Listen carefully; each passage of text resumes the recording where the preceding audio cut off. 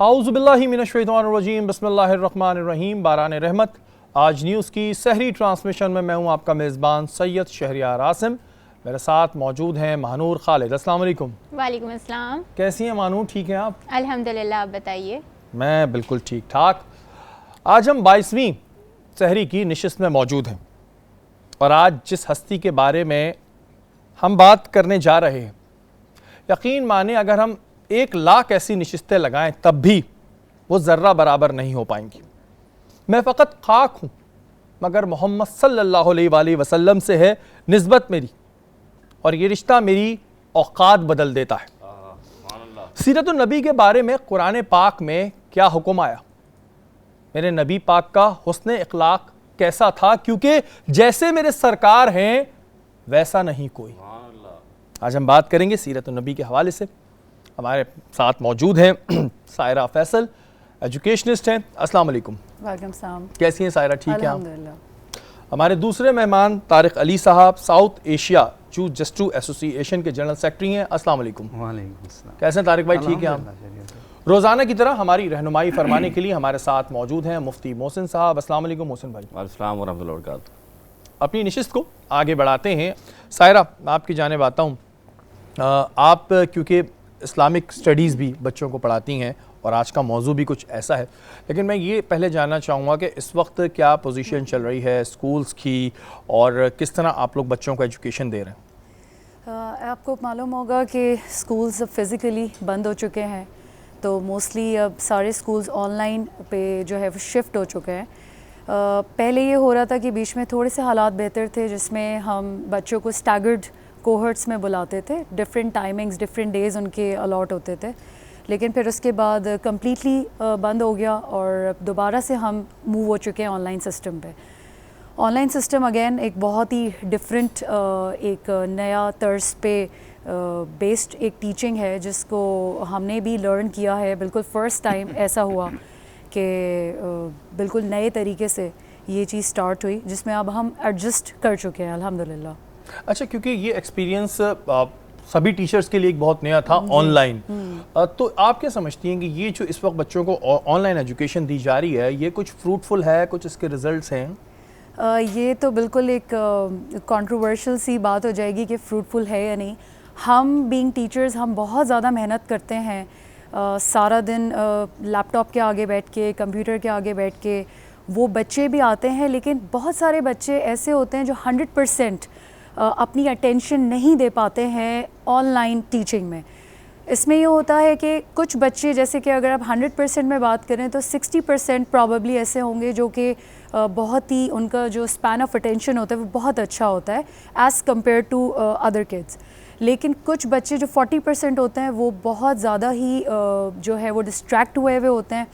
उनके साथ हमारी जो बॉन्डिंग जैसे एक फ़िज़िकल क्लासेस में होती है वो हमारी ऑनलाइन में नहीं बिल्ट होती है। हम फिर भी कोशिश करते हैं कि हम उनको अपनी तरफ अट्रैक्ट करें, कुछ इस तरीके की नई स्ट्रैटेजीज़ अपनी टीचिंग में लेके आएँ जिससे वो अट्रैक्ट हों और उनका इंटरेस्ट बढ़े, उनका रुझान बढ़े, ताकि वो रेगुलरली क्लासेस लें। वरना ऐसा भी होता है कि एब्सेंटीज़म बहुत ज़्यादा बढ़ जाती है और वो ऑनलाइन क्लासेस नहीं लेते। अच्छा, ये बात जो आपने की कि टीचर्स को मेहनत की, मैं पर्सनली ये चीज़ देख रहा हूँ कि ऑनलाइन क्लासेस में टीचर्स को ज़्यादा मेहनत करनी पड़ रही है ना कि जब वो फिज़िकल पढ़ाती थी। Is it true? बिल्कुल ऐसा ही है, क्योंकि हम प्लानर्स तो हम पहले भी बनाते थे, प्लानिंग हमारी पहले भी होती थी, लेकिन ऑनलाइन के लिए हमारी प्लानिंग बहुत डिफरेंट हो चुकी है अब। क्योंकि हमें ये मालूम है कि अगर 40 मिनट्स का ड्यूरेशन है कंप्यूटर स्क्रीन के आगे हमारा, और नॉन स्टॉप हमें उनसे ही बात करनी, क्योंकि हम ज़रा सा भी अगर उनकी तरफ शायद तवज्जो ना दें या हम कहीं भी ऐसी कोई एक्टिविटी हो जिसमें हमारी इन्वॉल्वमेंट ना हो, तो उसमें हमें पता चल जाता है कि बच्चा कभी भी कैमराज ऑफ़ कर देते हैं। अक्सर कैमराज ऑफ करके बस एक हमें पता होता है कि वो ऑनलाइन है, लेकिन वो ऑनलाइन होते नहीं हो या ना हो, डेफिनेटली नहीं पता। अच्छा, तो ये पेरेंट्स कितना इस वक्त सीरियस लेते हैं ऑनलाइन को? क्योंकि मैंने अक्सर पेरेंट्स का कि कुछ ग्रुप्स ऐसे बने हुए होते हैं जिनसे हमारी भी बातचीत होती है। बहुत से तो कहते हैं कि जी ये वेस्ट ऑफ टाइम है और हमारी ज़्यादा दौड़ें लग गई हैं। अगर हमने बच्चे को स्कूल में एडमिशन करा दिया है तो अब हम उसके साथ बैठे रहें, छोटा बच्चा है तो हम उसके साथ बैठे रहें तो फिर फ़ायदा क्या? कितने पेरेंट्स इस चीज़ को सीरियस ले रहे हैं कि जी ठीक है अब एजुकेशन ऑनलाइन है लेकिन ठीक है? बहुत सारे पेरेंट्स अभी भी इस चीज़ को सीरियस नहीं ले रहे हैं। उसकी वजह यह है कि वो ये समझते हैं कि शायद ऑनलाइन में वो चीज़, वो क्वालिटी ऑफ एजुकेशन नहीं मिलती है as compare to physical classes, क्योंकि वहाँ उनको लगता है कि अगर बच्चा क्लासरूम में बैठा हुआ है तो टीचर उसको देख रही है, पता है कि वन ऑन वन इंटरेक्शन है। लेकिन जब ऑनलाइन की बात होती है तो पेरेंट्स ये फील करते हैं कि हमारे बच्चे तो शायद कुछ नहीं कर रहे हैं, वो तो सिर्फ स्क्रीन के आगे बैठे हुए हैं, सिर्फ टीचर ही बोले जा रही हैं और स्टूडेंट का तो कोई पार्टिसिपेशन है ही नहीं, रोल ही नहीं है। तो जिसमें हमें बहुत ज़्यादा इश्यूज़ फेस करने पड़ते हैं, क्योंकि पेरेंट्स की ये कंप्लेन होती है कि टीचर्स जो है मोस्टली शायद वीडियोस लगा देती हैं, वीडियोस प्ले करती हैं और शायद बच्चे से वही वीडियोस देख के पूरा एक टाइम अपना जो है वो पास कर देते हैं। लेकिन ऐसा नहीं है। हमारी कोशिश होती है, जैसे कि अगर मैं अपनी बात करूं या मेरी जो को टीचर्स हैं, वो बहुत सारी नई एक स्ट्रैटेजीज़ लेके आते हैं जिसमें बच्चे की इन्वॉल्वमेंट होती है, जिसमें बच्चे से क्वेश्चनिंग करना, उनसे कोई क्विज़ करवा लेना। ऑनलाइन में हम उनसे ये कहते हैं कि कोई भी एक डॉक्यूमेंट शेयर कर देते हैं जिसमें हम उनसे कहते हैं कि वो टाइप करके उस आंसर को बताएं। तो ये एक हम कोशिश हमारी होती है कि हम इन्वॉल्वमेंट बच्चे की 100% लेके आएँ। बिल्कुल जी। जितने भी टीचर्स हैं, क्योंकि मैं देख रहा होता हूँ अक्सर, हमारा भी एक ग्रुप ऐसा होता है कि जिसमें ये चीज़ें आ रही होती हैं, प्रॉब्लम्स भी लोग अपनी शेयर कर रहे होते हैं। लेकिन अगर ऑनलाइन की बात करें तो इसमें टीचर्स को ज़्यादा मेहनत करनी पड़ रही है और ये नज़र रखना ज़्यादा मुश्किल होता है कि कौन सा बच्चा ऑनलाइन बैठा हुआ कर क्या रहा है, क्योंकि अगर वो अपना कैमरा ऑफ कर देता है तो बड़ी प्रॉब्लम्स होती हैं। और भी बहुत से सवाल हैं, लेकिन यहाँ वक्त तो एक ब्रेक का, ब्रेक के बाद हाजिर होता है।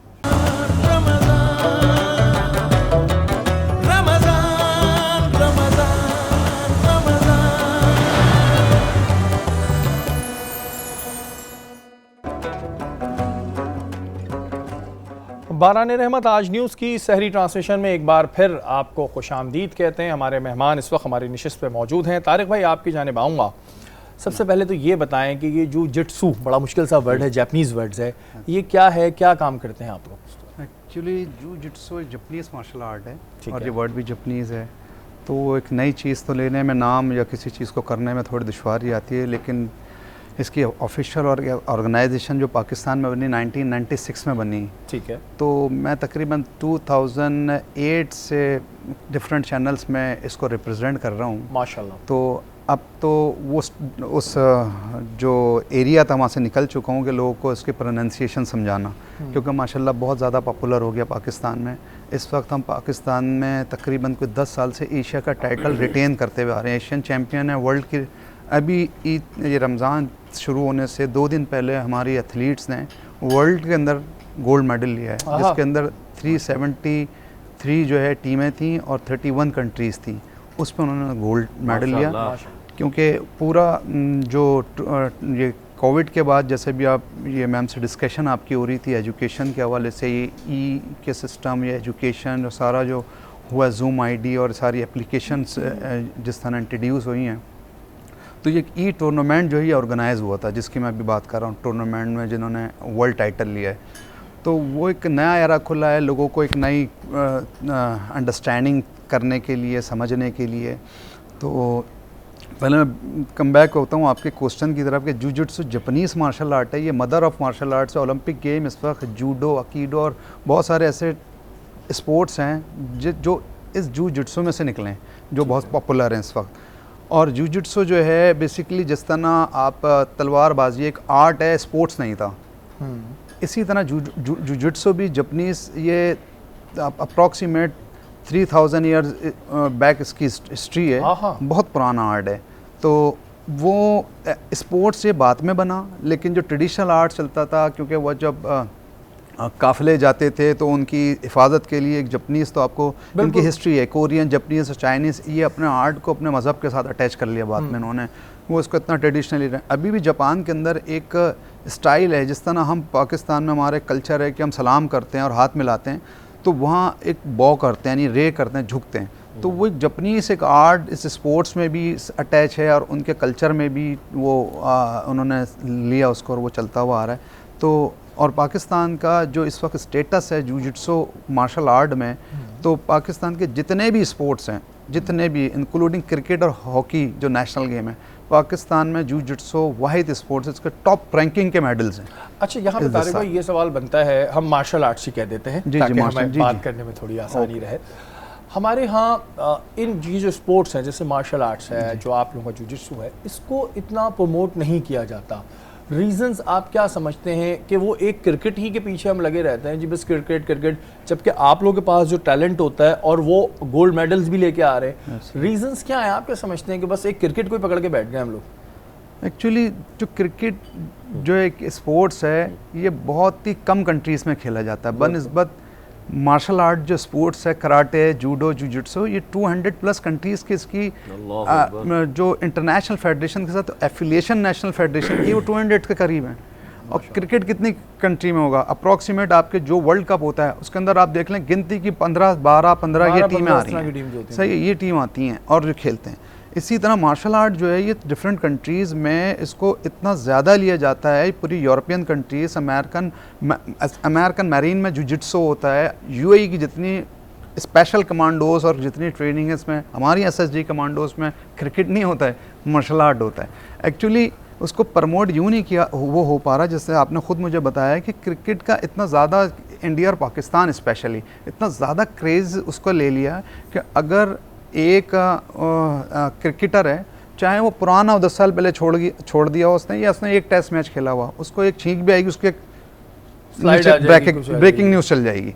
और आप गोल्ड मेडल लेकर भी आ जाए ना, तो अभी जैसे मैं आपको बता रहा हूँ कि हम 10 साल से रिटेन कर रहे हैं अपना टाइटल, वर्ल्ड की हमारी 2nd रैंकिंग है, अभी हमने टॉप रैंकिंग ली है वर्ल्ड की, लेकिन नोबडी नोज, क्योंकि वो हमें बताना पड़ता है जाकर ना कि वजह उसकी मीडिया है, मीडिया का रोल है। बड़े एक दुख की बात है, ये अलमिया है कि भाई इस तरह हमारा टैलेंट है और ये लोग वाकई में अगर आप इन्हें हीरो बनाना चाहें, स्पेशली मीडिया, तो बना सकते हैं, लेकिन हमारे यहाँ और गवर्नमेंट का एक बड़ा रोल है कि इन्हें उस तरह फंड्स मिलें, उन्हें ये चीज़ें मिलें ताकि वो अपने आप को प्रमोट कर सकें।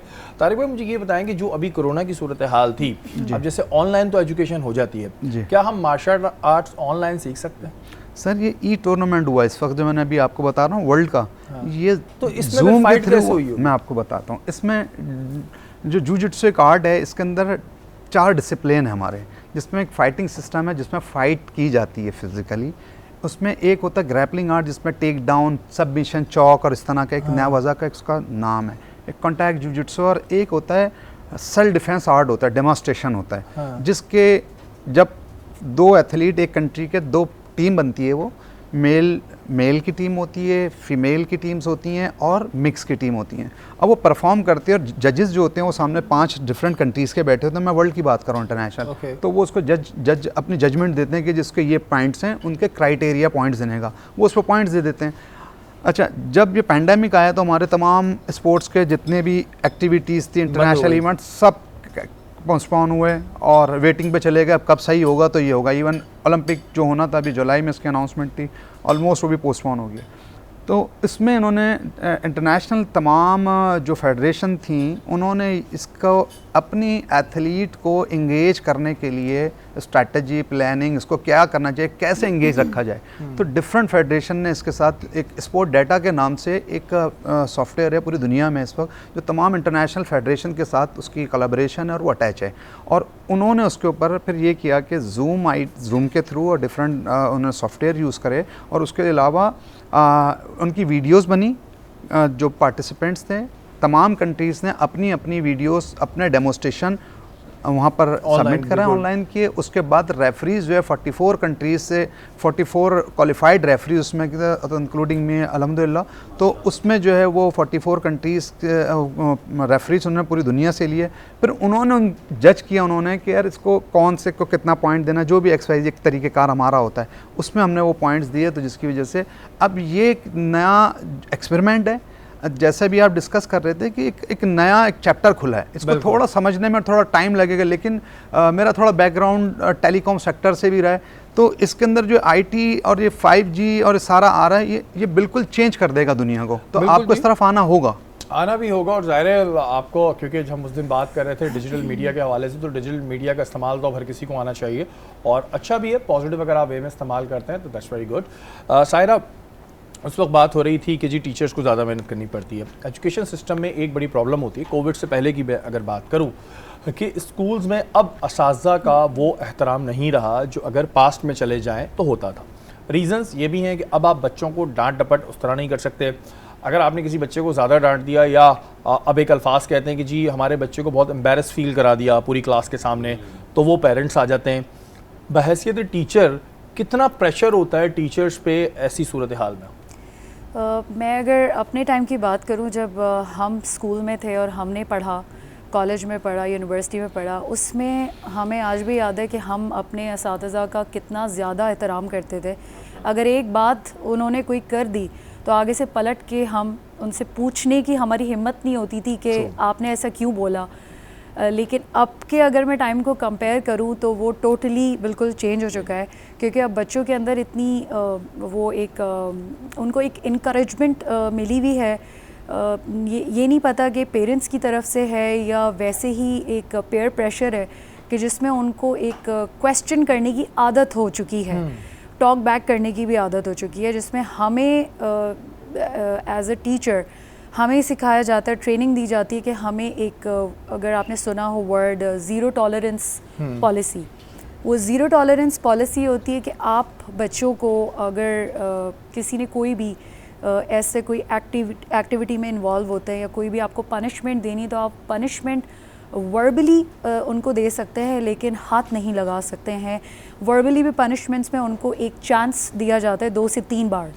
उसके बाद पेरेंट्स को बुलाया जाता है, उनसे एक कॉन्वर्जेसन होती है, मीटिंग होती है, जिसमें उनको एक्सप्लेन किया जाता है कि बच्चे ने क्या किया। लेकिन फिर भी उनमें भी कैटेगरीज़ होती हैं जिसमें बच्चे की इन्वॉल्वमेंट किस हवाले से है, चीटिंग है या जो है बिहेवियरल इशू है, कोई बिहेवियर के अलावा काम की कंप्लीट करना नहीं है, कंप्लीशन में इशू है, बच्चे का जो है वो इंटरेस्ट नहीं है, एब्सेंटीज़म ज़्यादा है। तो ये सारे एक हम लोगों ने पूरा एक सेट किया हुआ है, जैसे क्राइटेरिया है बच्चों के लिए, तो उनको मालूम होता है कि अगर ऐसा नहीं हुआ तो फिर हमारी ये पनिशमेंट होगी। But what do you think कि ये एक पॉजिटिव साइन है या नेगेटिव साइन है कि पेरेंट्स की जानिब से बच्चों को ये शेयरी देते हैं ना, तो ये कहेंगे जी शेयरी दे दी आपने अपने बच्चे को कि बेटा ठीक है, अगर आपके साथ कुछ होगा तो आपको अपने राइट्स पे बात करनी है, जबकि असातिज़ा जो होते हैं वो आपकी बहुत बेहतरी के लिए सोचते हैं, लेकिन इस तरह की जो चीज़ें होती हैं आप इसको पॉजिटिव लेती हैं या नेगेटिव लेती हैं कि इससे वो क्या वो अपने बच्चे का खुद नुकसान कर रहे हैं, इस तरह कह के कि भाई हम तो फ़ीस दे रहे हैं और ये स्कूल आज से तुम्हारा है? देखिए, फ्रीडम ऑफ स्पीच एक ऐसी चीज़ होती है जिसका इस्तेमाल हर किसी को आता है, करना भी चाहिए। जहाँ पे उनको लगता है कि उनके राइट्स अगर फुलफ़िल नहीं हो रहे हैं तो वहाँ पे बात करनी चाहिए।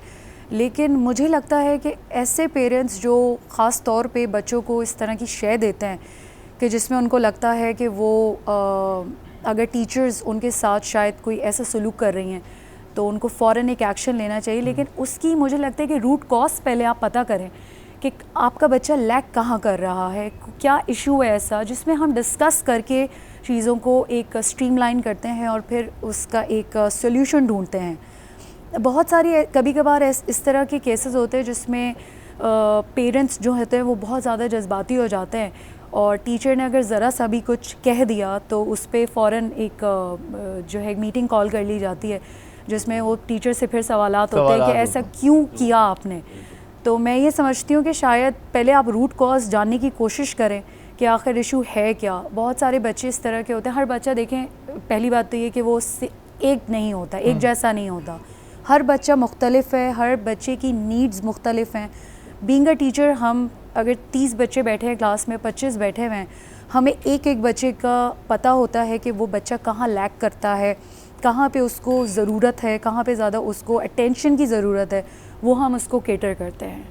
बिल्कुल जी, ये चीज़ जो है ये थोड़ी सी पेरेंट्स के लिए भी बड़ी एक इम्पॉर्टेंट है कि जो आपका बच्चा है आप उसके साथ एक तरीके से ये ज़ाती कर देते हैं ये बात कह के कि भाई ठीक है अगर तुम्हारे साथ कुछ हुआ तो हम पीछे खड़े। बिल्कुल खड़ा होना चाहिए, कई ऐसी जगहों पे हमें देखने में आता है कि कहीं ज़ाती भी हो जाती है, लेकिन इतनी ज़्यादा शेयरी देने से आपके अपने बच्चे का नुकसान है। क्योंकि फिर अक्सर मैंने टीचर्स को देखा है कि जिनके पेरेंट्स बहुत ज़्यादा इंटरफेरेंस करते हैं, वो कहते हैं कि इसको छोड़ दो। अब चाहे उसे वो एजुकेशन मिल रही हो ना मिल रही हो, ठीक है, क्योंकि उन्हें पता है कि हम इसको सिखाने जाएंगे तो प्रॉब्लम आएगी और प्रॉब्लम आएगी तो फिर इनके पेरेंट्स आएंगे। तो ये चीज़ आप लोगों को सोचना ज़रूरी है। वक्त ब्रेक का, ब्रेक के बाद हाज़िर होते हैं।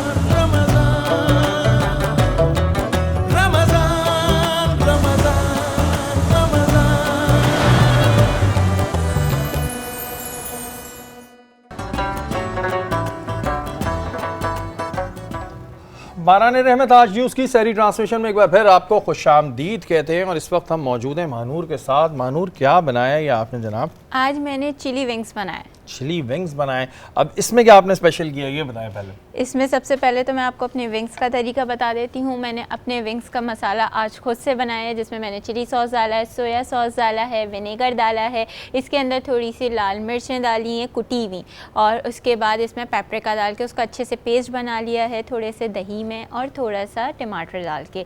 फिर उसके बाद मैंने इसमें अच्छे से मिक्स करके, जब इसमें मैंने अदरक लहसुन का पेस्ट डाल दिया तो इसमें विंग्स को डिप करके मैरिनेट कर दिया। 1 से 2 घंटे मैंने मैरिनेशन पे रखा। उसके बाद इनको मैंने फ्राई किया कोटिंग करके। कोटिंग का जो तरीका है, जिस तरीके से आप मेरे विंग्स में क्रम्स देख भी सकते हैं, वो ये है कि इसमें मैंने सबसे पहले अंडे में डिप किया, फिर उसके बाद इसको मैदे और कॉर्नफ्लावर में मिक्स हर्ब्स डाल के, काली मिर्च और नमक डाल के कोट किया, फिर दोबारा से अंडे में डाल के क्रम्स लगा के फिर फ्राई किया मैंने। तो उसके बाद ये टेक्सचर आया, और इवन इसके क्रम्स में भी जो अरोमा और एक टेस्ट आ रहा है वो उसका एक अलग ही है। इसके अलावा जो मेरी सॉस है वो चिली सॉस है। इसमें मैंने सबसे पहले हरी प्याज को काट के उसको मैंने सौते कर लिया, ऑरिगानो, ब्लैक पेपर और सॉल्ट में। उसके अलावा मैंने सॉस बनाया, जिसमें मैंने केचप डाला, चिली सॉस डाला, हॉट सॉस भी डाल सकते हैं, आप पे डिपेंड करता है। उसके अलावा थोड़ा सा मैंने सोया सॉस डाला, साबित ज़ीरा डाला, थोड़ा सा देसी तड़का देने के लिए, क्योंकि हमारी ज़बानों को आदत है थोड़ी देसी चीज़ों की, तो उस पर थोड़ा सा साबित ज़ीरा डाला, साबित धनिया, नमक, काली मिर्च डाल के उसको अच्छे से मैंने मिक्स कर लिया, और आपके सामने मेरी डिप तैयार है। बिल्कुल जी, ये चिकन विंग्स तैयार है, और अगर आप लोगों को याद रह जाए तो बिल्कुल इस्तेमाल कीजिएगा। ड्रिंक क्या बना रही हैं आप? आज मैं ड्रिंक बता रही हूँ अपना बादामी शरबत। बादामी शरबत, वाह। अच्छा, ये क्या आपके सिर पे ये वाला आपने सिर का यूज़ किया है? आज मैं अपना बादामी शरबत जो यूज़ कर रही हूँ वो यूज़ कर रही हूँ मलाइका का बादाम का शरबत यूज़ कर रही हूँ। इसका सिरप मैंने इसमें, आप जैसे जग में देख सकते हैं, मैंने डाला हुआ है इसके अंदर। इसमें मैंने दूध भी डाल चुकी हूँ, थोड़ा सा इसमें हस्बे जायका शुगर सिरप डालना है। अब इसको मैं ब्लेंड कर दूंगी। जैसे कि वाइट टेक्सचर है तो वाइट के साथ ग्रीन का टेक्सचर हमेशा अच्छा आता है, तो मैंने इसके साथ ग्रीन जेली भी अपनी तैयार रखी है। इसमें जो दूध डाला है वो मैंने ऑल पर्स का डाला है। हाँ, डिपेंड करता है कि अगर आपको थोड़ा सा और इसको गाढ़ा रखना है तो आप इसमें क्रीम भी ऐड कर सकते हैं। वैसे मलाइका के बादामी शरबत का टेक्सचर ही इतना गाढ़ा है कि आपका शरबत ऑलमोस्ट एक तरीके से आपको ऐसा लगेगा कि आप कोई मिल्की बादामी शरबत पी रहे हैं। क्या बात है जी, बिल्कुल हमारे वज़न बढ़ाने में इनका एक बहुत बड़ा हाथ है। लेकिन बहुत अच्छे ये मानूर जो हैं वो खाने बनाती हैं, और इस वक्त यहाँ पे हील्स के गिफ्ट हैम्पर मौजूद है। इसके अलावा मरहबा के मशरूबात मौजूद हैं, बहुत अच्छे मशरूबात हैं, इसको आप इस्तेमाल करें। मोहसिन भाई, जैसे मैंने शुरुआत में कहा था कि आज जिस हस्ती के बारे में हम बात करने जा रहे हैं, लाखों नशिस्तें भी लगा लें तो हम वो सीरत बयान नहीं इस तरह कर सकते। सीरत नबी के बारे में कुरान पाक में क्या हुक्म है? औज़ु बिल्लाहि मिनश शैतानिर रजीम, बिस्मिल्लाहिर रहमानिर रहीम। क़ाल अल्लाहु तआला फ़िल क़ुरानिल मजीद, लक़द काना लकुम फ़ी रसूलिल्लाहि उस्वतुन हसना। आमनतु बिल्लाहि सदक़ल्लाहुल अज़ीम। अगर देखा जाए तो सारा का सारा कुरान हुज़ूर की सीरत, हुज़ूर का अखलाक बयान कर रहा है। बेशक, लेकिन मैं आपके सामने चंद आयत रखूँगा। सबसे पहली आयत जो मैंने आपके सामने फरमाया, अल्लाह ताला फरमा रहा है, लक़द काना लकुम फ़ी रसूलिल्लाहि उस्वतुन हसना। तुम्हारे लिए हुज़ूर की ज़िंदगी, यानी रसूल खुदा की ज़िंदगी बेहतरीन नमूना अमल है। यानी हुज़ूर की सीरत, यानी अगर आप देखें तो वो सीरत ऐसी सीरत है कि ज़िंदगी के, यानी कोड ऑफ कंडक्ट जिसे कह लें, कि ज़िंदगी के हर लम्हे, हर पहलू पर अगर किसी ज़ात की रहनुमाई चाहिए तो वो हुज़ूर की ज़ात है। सुभान अल्लाह। और वो क्यों ज़ात हुज़ूर की ऐसी है, तो मिसाल देता हूँ कि हर नबी को अल्लाह ने मौज़ा अता फरमाया। किसी को आसा का मौज़ा दिया, किसी को दुआ करने का ऐसा मतलब कि आंखें अंधी हो जाती, जो है वो सीधी, यानी कि आंखें आ जाती। लेकिन आप ये देखिए कि अब मैं इसको इस तरह आपके सामने रखता हूँ कि तमाम नबी, अल्लाह ने हर नबी को मौज़ात से नवाजा, लेकिन तमाम नबियों के मौज़ात को अगर जमा कर दें तो उन मौज़ात को जमा करके इस तरह समझिए कि 100 रुपये का नोट होता है, उसमें 1 रुपये के 100 नोट होते हैं। अगर अलहदा कर दें तो 1 रुपये के कितने नोट बनेंगे? 100 नोट।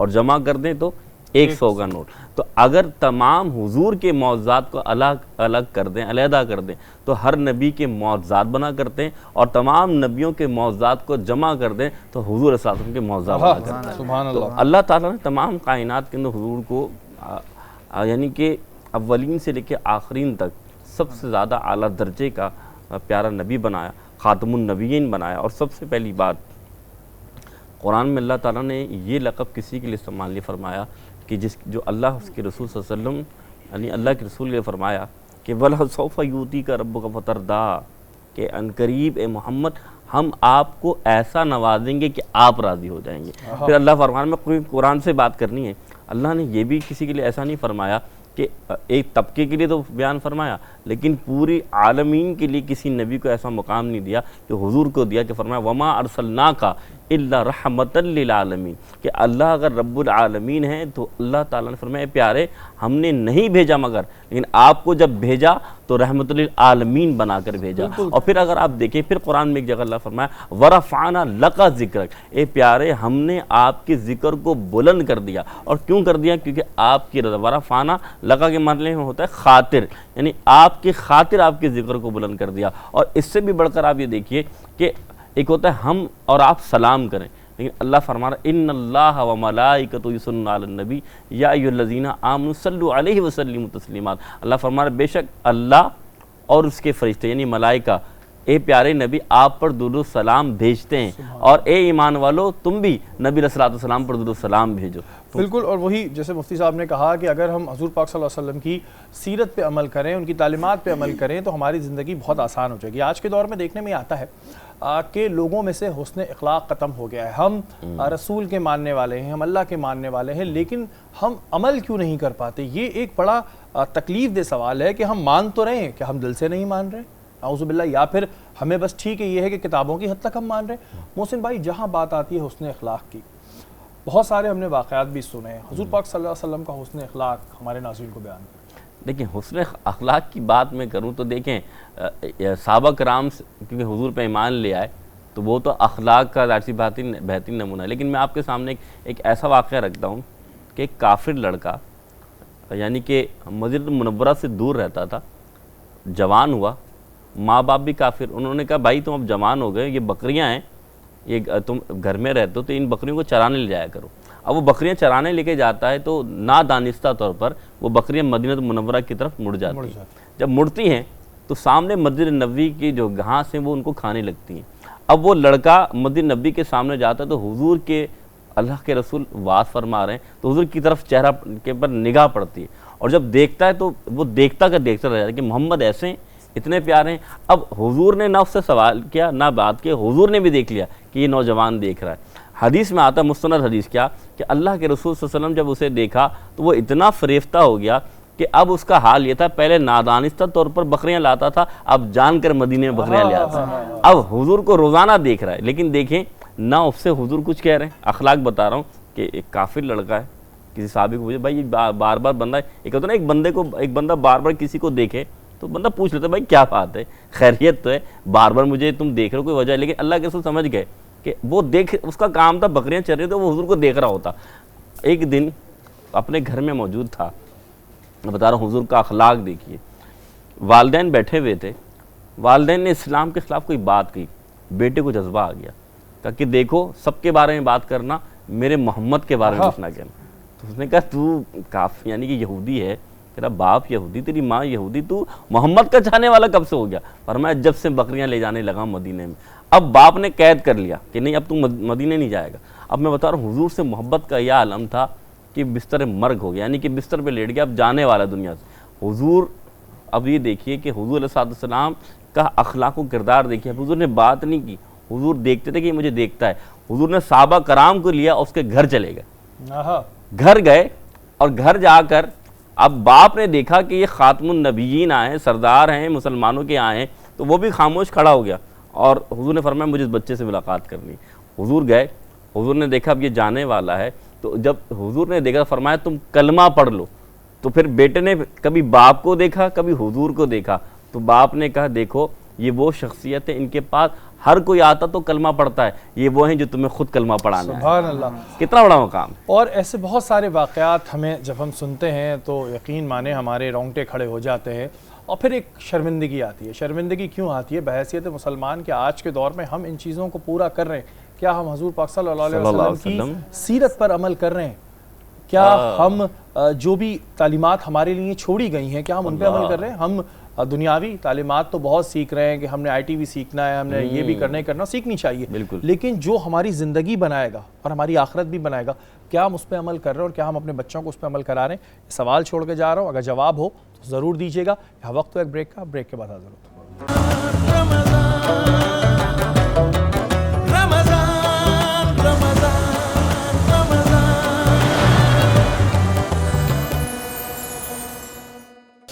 जी, सहरी का दस्तरखान इस वक्त सजा हुआ है और मेहमानों से पूछने की बारी है कि कैसे लगे इन्होंने जो महानूर ने चिकन विंग्स बनाए थे। कैसे लगे सायरा, आपको कैसे बनाया इन्होंने की बताया? बहुत मज़े के, बहुत अच्छे और टेस्ट भी बहुत अच्छा है, स्पाइस भी बहुत बिल्कुल परफेक्ट है। बिल्कुल पक्की बात है, बिल्कुल पक्की बात है, बहुत अच्छा। तारिक भाई कैसा लगा आपको? मेरे कमेंट्स तो ये हैं कि बगैर लड़े मैच जीता आपने। बगैर लड़े ही जीत गया। क्या ज़बरदस्त, क्या बात है, बहुत अच्छे बने। अच्छा तारिक भाई, ये जो वैसे मार्शल आर्ट्स है, इसके लिए डिसिप्लिन कितना ज़रूरी होता है और कितने टाइम में? क्या इसकी कोई एज लिमिट है या किसी भी उम्र में सीखे जा सकते हैं? वो कहते हैं ना बूढ़े तो हड्डियाँ टूटने का खतरा होता है, कुछ ऐसी बात होती है? नहीं, बहरहाल वो तो कुछ हमारे यहाँ का कल्चर के हिसाब से कि अक्सर ये कि शादी हुई तो बंदे की लाइफ खत्म हो गई, ये एक माइंड सेट है। ऐसा बट है वैसे ऐसा थोड़ा-थोड़ा। दुनिया में नहीं है। यहाँ दुनिया है, में थोड़ा नहीं थोड़ा है ऐसा। हाँ, हमारे कल्चर में कुछ इस तरह का सेट है, लेकिन बहरहाल दुनिया में ऐसा नहीं है। वहाँ आप जाएंगे तो आपको जो है वो जो डांस क्लब भी है ना, वो इस वजह से करते हैं कि फिट रहें। अच्छा। जब एक एज का लेवल ऐसा आ जाता है कि वहाँ पर वो एंटरटेनमेंट के लिए नहीं करते, फिटनेस के लिए कर रहे होते हैं। अच्छा, कितने टाइम में सीख जाता है बंदा? एक अगर बच्चा है वो कितने टाइम में मार्शल आर्ट्स सीख जाएगा? क्योंकि ये बोलती है इन्होंने भी सीखे हुए। इनसे ज़रा पूछिएगा, अच्छा आप बैठे हुए ज़रा अभी टेस्ट हो जाए, इनसे पूछे, बोलती है मैं ब्लैक बेल्ट हूँ। हमें क्या बताइए? मैं जूडो में ब्लैक बेल्ट हूँ, कराटे में नहीं। जूडो में पूरी 5 बेल्ट्स नहीं है और कराटे में 8 बेल्ट्स। थोड़ा टेक्निकल सवाल पूछे ना। बिल्कुल। और पूछ जो लूँ, क्यों आप कोई पोल तो नहीं खुलवा रहे? नहीं, ये बोलती है, मैंने की मुझे यकीन नहीं जूडो आता। का तो मैं सेकंड डान ब्लैक बेल्ट सेकंड डान हूँ। पाकिस्तान के अंदर फाउंडर्स में से हम लोग। आपने जूडो फिर दोबारा जुजित्सु। से स्टार्ट किया होगा सेकंड राउंड उसका? नहीं, आपने जूडो कहाँ से किया है? मैंने Karachi art martial arts, Karachi martial art. Blocks 15। जी, मैं उसका ऑनर हूँ। सर तारिक। जी, इन्हें यही नहीं पता, इन्होंने कहा सीखा हुआ तारिक भाई। मैं इतनी देर से तारिक भाई कर रहा हूँ यार, आपको ये नहीं पता? आपने इन्हें तारिक महानूर, जी। सर आसिफ सर आसिफ भी थे। किस का सन में थी आप? क्योंकि एक्चुअली इतने स्टूडेंट। अराउंड 2010 की बात है। Yes, Remember yes, yes, कुछ yes, है। yes, yes. नहीं, गर्ल जिसकी टांग फ्रैक्चर हो गई थी, मैं दोबारा आई थी और Absolutely, आपने मुझे भेज दिया था। आपकी एक मुझे आज भी याद है। यहाँ पे दी थी जब मैं येलो बेल्ट में आपसे, मैंने एक ओरल में मैं मिस आउट कर चुकी थी और मैं बिल्कुल फाइनल पे थी। एब्सोल्युटली। अनुषा फातिमा सब याद है। पूरे जी, रिश्ते जी, मत जी, गिनवाएं, जी। ठीक है, यकीन आ गया हमें। नहीं यार। ये देखें आप, इस निशिस्त पे बैठ के देखें, हमने एक टीचर और एक शागिर्द को मिलवा दिया। क्या बात है। और मजे की बात, उन्हें पता ही नहीं था और इन्हें भी नहीं पता था। फिर ये बोलती है, नहीं, "अरे मैं सर तारिक।" इनको मैं बताती हूँ, मैं आपको इसलिए थोड़ा बहुत पहचानी थी क्योंकि आपकी फ्रेंच उस वक्त से थी। जी, जी, बिल्कुल और पुरानी। आप प्रॉपर यानी आप आते थे ट्वाइस इन अ वीक, जो कि आप थर्सडे एंड फ्राइडे को आते थे और फ्राइडे को हमारी जूडो होती थी। जी, बिल्कुल ये सही बता रही हैं बातें। सही और बता रही हैं दूसरा जी, एक्चुअली पास डिफरेंट हो गए। एकेडमी थी हमारी। Exactly. तो जहाँ मैं विजिट पे रहता था, तो मैं ये जिस एकेडमी की ये बात कर रही हैं शहरी भाई, वो 83 की उसकी ओपनिंग है। तो माशाल्लाह। तकरीबन 40 साल होने वाले हैं उस एकेडमी को, और बिल्कुल। उसके अंदर इतने स्टूडेंट गए बन के, तो वो आना पड़ेगा जी हमें इस वक्त भी कोई मेरे ख्याल में 15 से 20 के करीब मेरे इंटरनेशनल मेडलिस्ट हैं। पार्टिसिपेंट नहीं, खाली पार्टिसिपेट नहीं किया उन्होंने, वो मेडलिस्ट हैं वर्ल्ड के, एशिया के, जब उसी आपने क्लब। माशाल्लाह। आपने भी एक बात कही थी वहाँ पे खड़े होकर कि हम लोगों की तहजीब है, हम लोग होस्ट करते हैं, वो जी, जी, आपने जी। मुझे सिखाया था, याद है? टोन में जब हम लोग बिल्कुल गेट से एंटर होते थे, आप कहते थे जी, वहाँ absolutely। खड़े होकर होस्ट करो, गेट के पास और करना। फिर जब हमें अंदर तुमने आओ कभी नहीं फिर किया आगे ग्राउंड तक? में करके होस्ट करो। हैं? क्या तुमने शहरी सीखा? भाई। हमें कभी नहीं किया इन्होंने ऐसे आके, हमें तो शहरी भाई, अब आप उन पे हल्का हाथ रखें, अब उन्होंने बता दिया टीचर भी हैं और स्टूडेंट भी हैं। आते हैं तो आते हैं तो भाई, बच के रहना है। अच्छा सायरा, मुझे ये बताएं, एक तो आपके पास टाइम बड़ा कम है, आपको जाना भी है, ये मुझे बताएं कि बचपन कैसा था आपका, क्योंकि हम थोड़ा बचपन भी जानना चाहते हैं। तारिक भाई तो भी हमारे साथ हैं, आप बताएं आपका बचपन कैसा था, कितनी शरारती थी? आज आप इस्लामियत की टीचर हैं, बच्चों को कह रही होती हैं बेटा ऐसे करो वैसे करो, खुद आप कैसी थी? मैं बहुत ही बचपन में तो बहुत डिफरेंट थी, बहुत ज़्यादा शरीर थी। मेरी जो मदर हैं वो मुझे बताती हैं कि कभी कभार कुछ ऐसी मैं शरारतें कर बैठती थी। जब मेरे फादर घर पे नहीं होते थे तो वो गवर्नमेंट ऑफिसर थे, तो मोस्टली उनकी पोस्टिंग्स जो थी वो बाहर डिफरेंट सिटीज़ में होती थी। तो एक दफ़ा वो मैं अगर आपको किस्सा बताऊँ तो, क्योंकि वो कस्टम्स में भी थे और पुलिस में भी थे उस वक्त, तो उनकी वो जो हैंड कफ्स होते हैं वो एक दफ़ा वो घर पे छोड़ के चले गए थे और वो खुली नहीं थी। तो मैंने वो ली और उसको पहनने की कोशिश करी और उसको लॉक कर दिया, और दोनों हाथ मेरे बंद हो चुके थे और उसकी चाबी जो थी वो मेरे फादर के पास थी। और वो कहीं आउट ऑफ सिटी थे, काफ़ी दूर। और वो कोई, उनको जब कांटेक्ट किया गया तो वो आए हैं कोई 6 से 7 घंटे बाद, तो मेरे हाथ ऐसे ही थे। तो मैं आज भी किस्से सुनती रहती हूँ अपनी मदर से कि तुम बहुत ज़्यादा शरीर थी और तुमने बहुत। बहन भाई हैं आप लोग? माशाल्लाह हम लोग 4 बहन भाई हैं। और आप किस नंबर पे हैं? मैं दूसरे नंबर पे हूँ। दूसरे नंबर पे हैं। तो ये हो, अभी आपने इस चीज़ का एडवांटेज लिया है कि जो छोटे बहन भाई हैं उनको प्रेशर में लेके रखना, उनको दबाना, इस चीज़ का एडवांटेज लिया है कभी आप?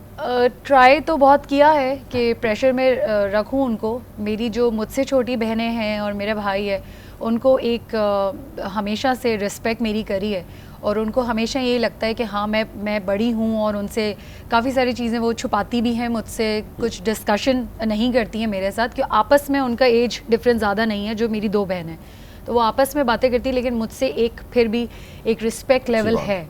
तो ये मुझे अच्छा भी लगता है, एक तरह एक एडवांटेज भी लगता है कि जो है मैं मतलब उनसे बड़ी हूँ और जो चाहे करवा सकती हूँ। लेकिन अब तो खैर ऐसा होता नहीं है। जो करना था वो कर लिया, जो जुल्म करने थे वो कर लिए। कुकिंग कर लेती हैं आप, ये बताएं, कुकिंग कर लेती हैं? जी अल्हम्दुलिल्लाह कर लेती हूँ। या बस ठीक है मैं बिजी होती हूँ, पढ़ाई में होती है। अच्छा, मैंने एक आपके बारे में बात सुनी है कि आप नात ख्वानी भी कर लेती हैं, ये अफवाह है या बात सच है? ये अल्हम्दुलिल्लाह अल्लाह का बड़ा करम है। पता नहीं, अब मैंने जहाँ जहाँ पढ़ी हैं तो हमेशा तारीफ़ ही सुनी है, तो मेरे ख़्याल से उस तारीफ़ को लेते हुए मैं बहुत मोटिवेट होती हूँ। तो स्कूल में भी जब भी कोई प्रोग्राम्स वगैरह होते हैं तो मुझसे कहा जाता है कि मैं पढ़ूँ एक नात। तो पता नहीं अभी हम ये चाहेंगे कि भाई हम अपनी निशिस्त पे जो है वो सायरा की आवाज़ सुने, तो आप थोड़े से कुछ 2 अशार अगर हमें ये सुनाना चाहें तो। बिल्कुल। लेकिन मुझे आज वैसे मानूर की बड़ी वो हुई कि भाई मानूर के टीचर भी मिल गए मानूर को। बिल्कुल। 2 बिछड़ों को मिला दिया। मैंने अभी जब हमारे इस पे गुफ्तगू हुई थी तो मैंने आपका और सर आसिफ का नाम लिया भी था हमारी ट्रांसमिशन पे ऑन एयर। मेरी जानिब भी हो एक निगाहे करम, ए शफीउल वरा खातमुल अंबिया। आप नूरे अज़ल, आप शम्मे हरम, आप शम्सुद्दुहा खातमुल अंबिया। आप है हक नगर, आप है हक रिसा, सिदरतुल मुंतहा आपके ज़ेर पा। आप हैं मज़हरे ज़ात रब्बुल ओला, रहबरे हक नुमा खातमुल अंबिया। रहबरे हक नुमा खातमुल अंबिया। मेरी जानिब भी हो एक निगाहे करम, है शफीउल वरा खातमुल अंबिया। सुभान अल्लाह, आप में तो सायरा ये एक टैलेंट, हमें तो पहली दफ़ा पता चला है आपका टैलेंट। तो बड़ा अच्छा है, आप हमारी जो 27वीं शब की मिलाद की ट्रांसमिशन होती है उसमें आए आप, और बड़ा अच्छा भी हमें लगेगा। अच्छा, एक बड़ा सीरियस नोट का सवाल है, आप क्योंकि इस्लामियत भी पढ़ाती हैं बच्चों को, मैंने जो एक बात कही कि हम सीरतुन नबी को पढ़ते हैं लेकिन उसकी तालीमात पर हमें वो अमल नज़र नहीं आता। इसके रीज़न्स क्या हैं कि बच्चे भी ठीक है पढ़ लेते हैं लेकिन अमल नहीं कर पाते। तो ये अमल कराना किसका काम है? क्या वालिदैन का काम है या असातिज़ा का काम है? तो जो इतना हमें नज़र नहीं आ रहा कि बच्चे अमल नहीं कर रहे। मुझे लगता है कि हम जैसे बीइंग अ टीचर, मैं जैसे इस्लामियत पढ़ाती हूँ, मैं उनसे हज़रत सल्लल्लाहु अलैहि वसल्लम की जितनी अहादीत हैं उनके बारे में उनसे डिस्कस करती हूँ। लेकिन साथ में यही वाला क्वेश्चन हमेशा उनसे ये कहती हूँ मैं कि क्या आप, अगर आपको ये मौका दिया जाए, आप अपनी प्रैक्टिकल लाइफ में क्या ये हदीत को, इसको इम्प्लीमेंट आप कैसे करेंगे? तो बच्चे डिफरेंट तरीके से आंसर करते हैं, बताते हैं कि वो किस तरह इस हदीत को अमल करना चाहते हैं। और कहीं पे उनको अगर लगता है कि जैसे अभी कोविड के टाइम में बहुत सारी सी फैमिलीज़ हैं जिनमें बहुत सारे ऐसे मर्द हजरात या जो भी हैं उन्होंने अपनी जॉब्स खोई हैं और पिछले साल से अब तक के टाइम में अब तक उनको शायद जॉब्स नहीं मिली हैं और घर किस तरीके से चलता है हमें नहीं मालूम है। तो जब मैंने उनसे डिस्कस किया कि अगर आप अपने तौर पे एज अ स्टूडेंट अगर आपको एक मौका मिले कि आप उनकी कैसे मदद कर सकते हैं, तो वो अपने आइडियाज़ मुझसे शेयर करते हैं। मैंने उनसे ये भी डिस्कस किया कि ज़रूरी नहीं है कि आप माली हैसियत से ही उनकी मदद कर सकते, क्योंकि ज़ाहिर है आप स्टूडेंट हैं, आप कमाते नहीं हैं, लेकिन जैसे कि आप आपके पास कुछ भी है इस तरह का जो आप दे सकते हैं तो किसी को भी, वो बिल्कुल दे सकते हैं। बिल्कुल जी, करना चाहिए और बच्चों को इसी तरह मोटिवेट भी किया जाए और बताया जाए कि किस तरह वो सीरत नबी पे अमल करें, अपनी ज़िंदगी को आसान करें। सायरा, आपका बहुत शुक्रिया, आप हमारी इस नशिस्त में आई। आपकी बातों से डेफिनेटली बहुत लोगों ने बहुत कुछ सीखा होगा। आपके लिए बहुत सारी दुआएं कि अल्लाह ताला आपको आपकी आगे की ज़िंदगी में बहुत सी खुशियाँ दे, आपकी जायज़ ख्वाहिशात को पूरा करे। यहाँ वक्त हुआ एक ब्रेक का, ब्रेक के बाद हाज़िर होगा।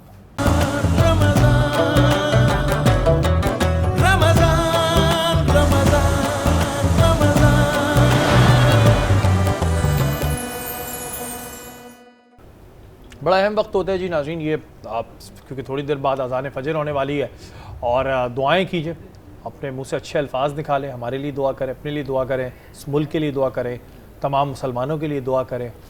ना जाने किसके मुंह से निकली हुई दुआ कबूल हो जाए और हम सबका बेड़ा पार हो जाए। महानूर, क्या सवाल है आपके मोहसिन भाई के लिए? ये बिल्कुल, मेरा आपसे सवाल है कि हुजूर सल्लल्लाहु अलैहि वसल्लम अपनी बेटियों से किस तरीके से प्यार करते थे? अरे माशाल्लाह, बेटियों से प्यार करना हुजूर ने ही सिखाया। सारी बात ये कि पहले तो उन्हें नौसा समझा जाता था। मेरे रब ने, अल्लाह ताला की जब मेरे नबी को जब भेजा तो मेरे नबी ने, यानी बेटियों को जो नौसा समझते थे, मेरे नबी ने रहमत बना दिया। कितनी बड़ी बात है। जिन बच्चियों को बोसीदा घर का हिस्सा समझा जाता था, उन्हें अल्लाह के रसूल ने फरमाया कि फ़ातिमा मुदग़तुम मिन्नी, कि फ़ातिमा मेरे जिगर का टुकड़ा है। तो जिगर का टुकड़ा बनाया नबी ने, रहमत बनाया नबी ने। और नबी किस तरह मोहब्बत करते थे, आप इस तरह अंदाज़ा लगा लीजिए कि अगर हुजूर मजलिस में बैठे हैं और हज़रत फ़ातिमा तो ज़हरा ताला अन्हा आ जाती तो भरी मजलिस से हुजूर खड़े हो जाते। यानी बेटी के लिए खड़ा हो जाना, यानी एक तो बच्चा अपने बाप के लिए खड़ा हो जाए अलग बात है, लेकिन बाप बेटी के लिए खड़ा हो जाए ये बहुत बड़ी बात है। और सिर्फ खड़े ही नहीं होते थे, बल्कि हुजूर उनके हाथों का बोसा देते थे, सुभान अल्लाह, और बोसा देकर अपनी जगह बिठाते थे जहाँ पर हुजूर बैठा करते थे। तो इससे बड़ी और क्या बात होगी? सुभान अल्लाह। एक सवाल और है कि हुजूर अकरम सल्लल्लाहु अलैहि वसल्लम का जो लक़ब है सादिक़ व अमीन, उससे क्या मुराद है? देखिए, एक तो बात ये कि मेरे नबी ने ऐलान नबूवत से पहले अपना किरदार दिखाया। सादिक कहते हैं सच्चे को, अमीन कहते हैं अमानतदार को। यानी आप वो ज़ात हैं, उनकी शख्सियत वो है कि आप अलैहि सल्लम ने अभी ऐलान नबूवत नहीं फरमाया, यानी अल्लाह के रसूल ने अभी ये नहीं बताया कि मैं नबी हूँ। हालांकि नबी तो उस वक्त से हैं जब बैनुल माई वत्तीन, जब आदम कहते हैं पानी और मिट्टी के दरमियान थे, तब भी मेरे आका नबी हैं। लेकिन आका ने ऐलान नहीं किया। लेकिन आका का किरदार देखिए कि काफिर हों, मुशरिकीन हों, यानी अहले कुरैश अमानतें हुजूर के पास रखवाया करते थे। और जब हुजूर हिजरत करने लगे ना, उस रात भी हज़रत अली से फरमाया, अली ये याद रखना, जब तुम सुबह आओ ना तो ये जो अमानतें मुझे कुफार कुरैश ने दी है, ये तुम बांट कराना। तो इसलिए हुजूर का नाम यानी लक़ब सादिक़ और अमीन पड़ा था। बिल्कुल जी, हुजूर सल्लल्लाहु अलैहि वसल्लम की सीरत, हुजूर सल्लल्लाहु अलैहि वसल्लम की जो भी तालीमात हैं, वो तो एक ज़ाहिर हम सब के लिए, तमाम मुसलमानों के लिए एक बहुत अहम है। लेकिन यहाँ पर एक सवाल ये बनता है मोहसिन भाई कि जब हुजूर पाक सल्लल्लाहु अलैहि वसल्लम अल्लाह ताला के दीन को फैला रहे थे, तो ज़ाहिर है बुतों का दौर था और लोग बुतों की पूजा करते थे, परस्तिश करते थे। अभी अगर आज के दौर में देखें कि हम किसी को काम बोल दें तो बड़ा उसको मुश्किल लगता है कि यार एक नई चीज़ लानी है तो कैसे हम करें। उस दौर में जहाँ एक जहालत का दौर था, उसमें दीन इस्लाम किस तरह फैलाया गया? देखिए किन मुश्किलात का सामना हुआ? बहुत ज़बरदस्त सवाल किया शरीफ भाई आपने। बात यही है कि अल्लाह ताला ने नबी आखिरी ज़मा को जब भेजा तो उस क़ुव्वत के साथ भेजा और उस ताकत के साथ भेजा कि अल्लाह के रसूल ताइफ के मैदान में, और अल्लाह के हबीब हैं, अल्लाह मोहब्बत करता है अपने नबी से, वो इतना प्यारा हबीब है। यकीन जानिए ताइफ के मैदान में शरीर लड़के हुजूर पर पत्थर बरसा रहे हैं। हुजूर के जिस्म मुबारक से खून मुबारक इतना टपक रहा है कि नालैन खून से भर गई है। हज़रत जिब्राइल आते हैं, फरिश्ते हैं, कहते या रसूलल्लाह आप इनके लिए बद्दुआ दें, मुझे हुक्म फरमाएं मैं ये पहाड़ मिला दूँ। तो अल्लाह के रसूल देखें कैसे रहमतुल्लिल आलमीन है, यानी कि इन मसाइब में भी हुजूर फरमा रहे हैं नहीं, इनके लिए आका ने कोई बद्दुआ नहीं की, बल्कि फरमाया कि बात सुनो, ये अगर मेरी नहीं सुन रहे तो इनकी आने वाली नस्लें मेरी बात सुनेंगी। तो मालूम ही चला हुजूर साज़म चाहे ताइफ का मैदान हो, चाहे अब यही नहीं, आप देखें ना अल्लाह के रसूल अगर नमाज पढ़ रहे हो तो क्या नमाज की हालत में जो कुफार कुरैश थे ना, अल्लाह के रसूल पर ओजड़ी, यानी कि वो ओजड़ी जिसे बू आती है वो डाल दिया करते थे, लेकिन अल्लाह के रसूल हुजूर की प्यारी बेटी वो ओजड़ी हटाया करती थी। हुजूर रास्ते में चल रहे हो तो कचरा डाल दिया जाता था हुजूर पर, नाउज़ुबिल्लाह किस तरह के यानी कि बहुत ज़्यादा ज़्यादती हुई। लेकिन मेरे नबी ने दीन इस्लाम को नहीं छोड़ा, बल्कि दीन की तरवीज करते रहे और 23 साल के अरसे में अल्लाह के दिन को मुकम्मल किया। और यही चीज़ है कि इसी वजह से इस्लाम फैला भी, क्योंकि जो इंसान के आमाल होते हैं, जो उसका हुस्न सलूक होता है, वो भी कई दफ़ा जो दूसरे को अपना गिरविदा बना देता है। मोहसिन भाई, हम अपने ग़ुलामों के साथ जो हमारे पास सर्वेंट काम कर रहे होते हैं, अमूमन एक बहुत ही बैड बिहेवियर रखते हैं, या हमारे जहन में होता है हम सैलरी दे रहे हैं तो बस ठीक है, अब ये हमारे आगे उफ तक नहीं करेगा। हजूर पाक सल्लल्लाहु अलैहि वसल्लम किस तरह का रवैया रखते हैं? देखिए हुजूर सल्लल्लाहु अलैहि वसल्लम, अगर आप हुजूर सल्लम की ज़ात की बात करें, मेरे आका अलैहि सलाम के पास एक ग़ुलाम यानी कि एक बच्चा था जो ग़ुलामी में आया था, ज़ैद बिन हारिस नाम था उनका। अल्लाह के रसूल ने इतना प्यार दिया, अपने साथ खिलाना, अपने साथ बिठाना, अपने साथ उनको यानी कि तरबियत देना, जैसे अपने बेटे को तरबियत नहीं देते। और जब उनके वालिदैन ढूंढते ढूंढाते हुए हुजूर के पास आए और कहने लगे कि आपने जितनी कीमत में से ख़रीदा है हमें दे दीजिए, क्योंकि इससे ज़्यादा हम कीमत दे नहीं सकते, तो आप हमें बच्चे हमारा लौटा दीजिए, आपका ग़ुलाम है। तो अल्लाह के रसूल ने फरमाया पहले अपने बेटे से पूछो कि वो जाना चाहता है कि नहीं जाना चाहता। अब बेटा आता है तो पूछा जाता है कि तुम जाना चाहते हो कि नहीं जाना चाहते हो, तो साफ कहता है बेटा कि मैं हुजूर की मोहब्बत और हुजूर की खिदमत में अपनी ज़िंदगी बसर करना चाहता हूँ। तो फिर वालिदैन ने कहा कि भाई मैं तेरा बाप हूँ, ये तेरा चचा है, तेरा चचा भी यहाँ नहीं रहता, तेरा बाप भी यहाँ नहीं रहता, तू क्यों यहाँ रहना चाहता है? तो वो कहता है यूँ इसलिए रहना चाहता हूँ कि यहाँ हुजूर रहते हैं। सुभान अल्लाह, तो हुजूर से इतनी मोहब्बत, हुजूर का किरदार भी ऐसा ही। मैंने मोहसिन भाई ने हमें पिछली नशिस्तों में एक वाक़या सुनाया था कि एक औरत थी, वो मक्का छोड़ के जा रही थी। जी जी जी। तो वो एक औरत मक्का छोड़ के जा रही थी उस वक्त, और उससे कोई सामान उठाने वाला नहीं था उसका गालिबन। तो हुजूर पाक सल्लल्लाहु अलैहि वसल्लम उसके पास गए और हुजूर सल्लल्लाहु अलैहि वसल्लम ने फरमाया कि लाए मैं आपका सामान उतारता हूँ और वहाँ तक छोड़ देता हूँ। वो सामान उठा के वो चलना शुरू हो गए। तो उन्होंने पूछा कि आप मक्का छोड़ के क्यों जा रहे हैं? तो उस औरत ने बताया कि इधर एक जादूगर आया है जिसे लोग मोहम्मद के नाम से जानते हैं, और वो ऐसा जादू करता है कि लोग उसके हो जाते हैं। जब वो बाहर चली गई और उनसे बातें करती भी रहीं तो फिर कहने लगी तुम तो बड़े अच्छे इंसान हो और ये हो।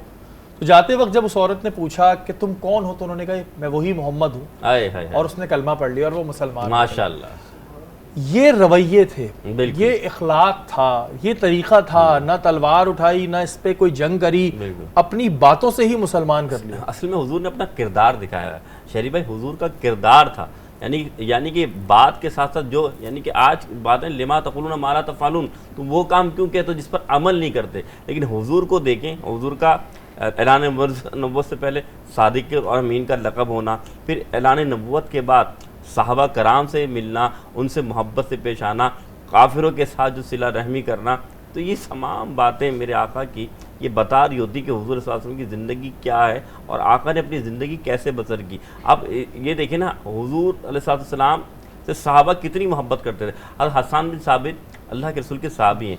आप हुजूर के बारे में तारीफ़ करते हैं कि हुजूर के अगर ज़ाहिरी शक्ल अनवर को भी देखें तो फरमाते हैं वो आसन मिन का लम तरक़त तो आईनी व अजमल मिन का लम तलिदुन निसा, के प्यारे आप जैसा हसीन चेहरा तो इस दुनिया में आया ही नहीं, यानी देखा ही नहीं गया। क्योंकि अल्लाह ताला ने मेरे नबी को 2 खुसूसियात अता फरमाई, ये याद रखिएगा। आपने देखा होगा कि एक शख्स हसीन होता है, हसीन से क्या मुराद कि कोई हुस्न यानी कि चेहरे का हसीन है, कोई इल्म हसीन है, लेकिन अल्लाह ताला ने मेरे नबी को हसीन के साथ वसीम और कसीम बनाया था। वसीम कसीम किसे कहते हैं मुख्तसर बता देता हूँ। देखिए हसीन ये है कि कोई इंसान अच्छा लगता है तो ठीक है हसीन है। वसीम कसीम किसे कहते हैं?